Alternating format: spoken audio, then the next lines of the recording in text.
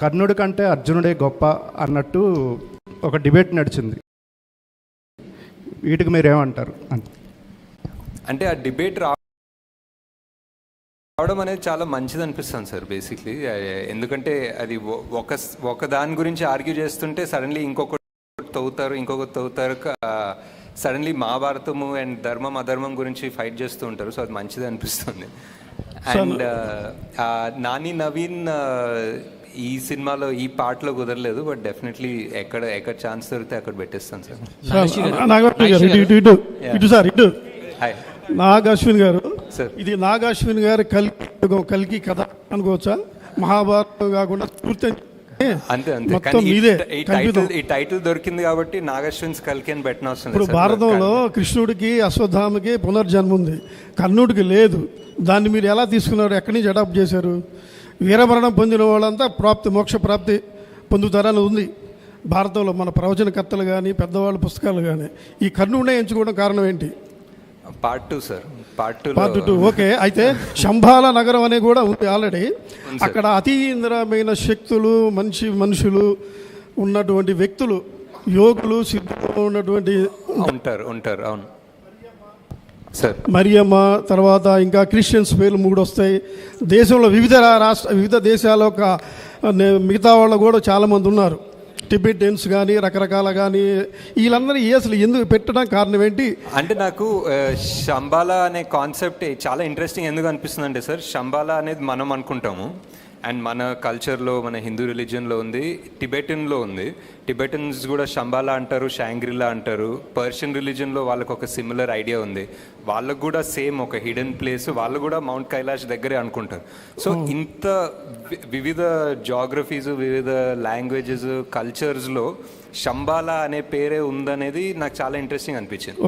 And దాన్ని రీఇంటర్ప్రిట్ చేస్తే ఇప్పుడు సిద్ధులు ఆర్ జ్ఞానులు వాళ్ళందరూ ఓన్లీ ఒకే ప్లేస్ నుంచి చెందిన అవసరం లేదు కదా సార్. అన్నీ ఆల్ ఓవర్ ద వరల్డ్ నుంచి రావచ్చు. అండ్ నేను క్రియేట్ చేసిన వరల్డ్లో వాళ్ళందరినీ హంట్ చేస్తున్నారు, వాళ్ళందరినీ దేవుడు అనేది బ్యాన్ చేశారు ఆ వరల్డ్లో. సో వాళ్ళందరూ ఎక్కడో దాక్కోవడానికి, తలదాచుకోవడానికి ఒక ప్లేస్ కావాలి. అండ్ ఆ ప్లేస్ శంబాల ఎందుకు కాకూడదు అన్న థాట్ ప్రాసెస్ నుంచి వెళ్ళాను సార్. అంటే పేర్లు కూడా కొంచెం ఇదిగా ఉన్నాయి, ఎందుకు అలా పెట్టారు? మరియమ్మ, జాన్ ఏదో 2-3 క్రిస్టియన్స్ పేర్లు ఉన్నాయి. ఎవరు సార్? మరియమ్మ అని ఉంది సార్. మరియమ్మ అనేది యాక్చువల్లీ అన్ని లాంగ్వేజెస్ దాన్ని బేస్ చేసుకుని పెట్టుకున్నాం సార్. ఇంకోటి, వాళ్ళ అతి శక్తులు ఉన్నప్పుడు దేనికోసం పోరాడుతుంటారు?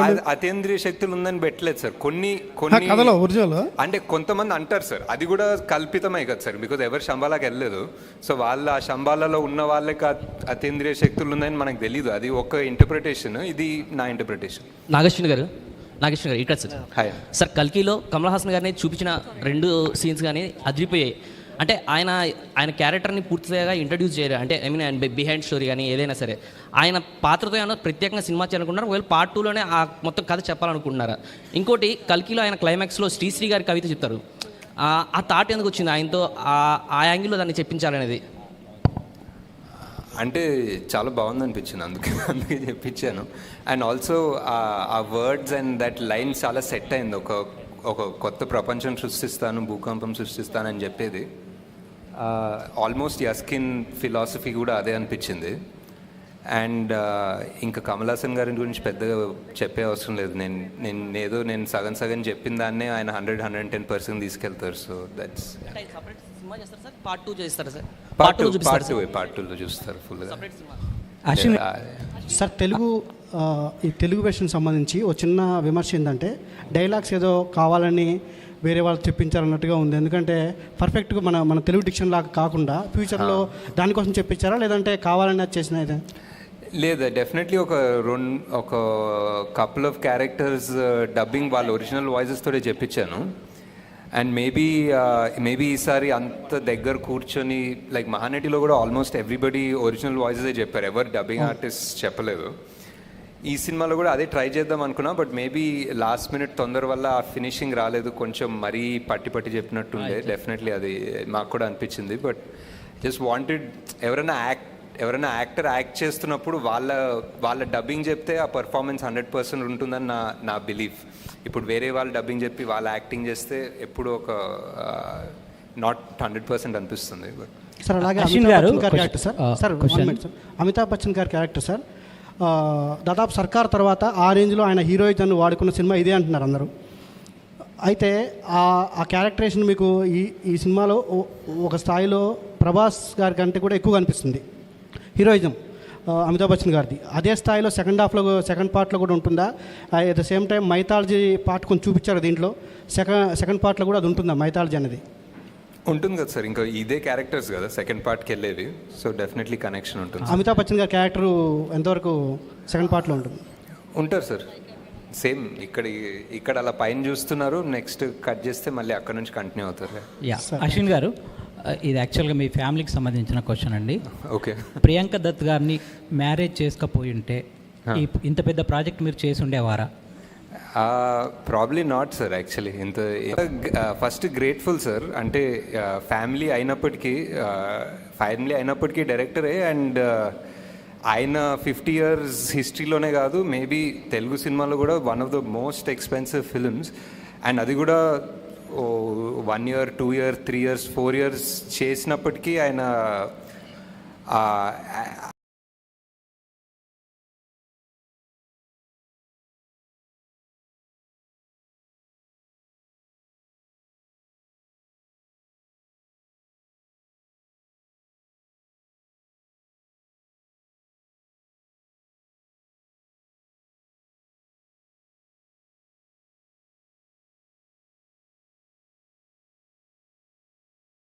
అండ్ జస్ట్ ఫుల్లీ గ్రేట్ఫుల్ అండి అంతే.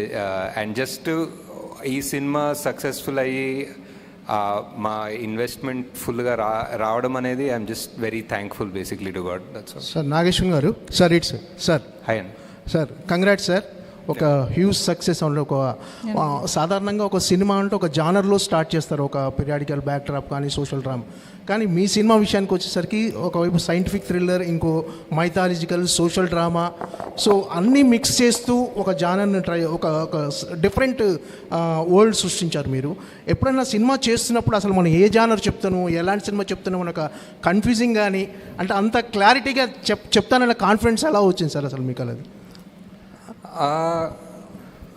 అంటే మనం జస్ట్ ఎప్పుడైనా రాస్తున్నప్పుడు మన రియల్ లైఫ్ అనుకుంటాం కదా సార్. మన రియల్ లైఫ్ ఒక జానర్ ఉండదు యాక్చువల్లీ. మనం ఇంటి నుంచి స్టార్ట్ అయినప్పుడు ఒక జానర్ ఉంటుంది, ఆఫీస్కి వెళ్ళేటప్పుడు ఒక జానర్, ఆఫీస్కి వెళ్ళిన తర్వాత ఒక జానర్ ఉంటుంది కదా. It's always like a mix thing. ఈ ప్రపంచం సృష్టించినప్పుడు కూడా I don't think we needed to be in one morose, ఒక హెవీ ఇంకా అంతా. అండ్ ఆల్సో నేను ఇప్పుడే చెప్తున్నట్టు I just wanted to make it accessible to kids. ఒక మన పిల్లలు చూసి ఎంజాయ్ చేసి ప్రౌడ్ అయ్యే సినిమా లాగా చేయాలని ఒక చిన్న థాట్ కూడా ఉండే. So yeah. నాగశ్విన్ గారు, సో ఓకే, అయితే ఇలాంటి మూవీస్ చూస్తున్నప్పుడు ఇన్వాల్వ్ అవ్వడానికి 100% కొంచెం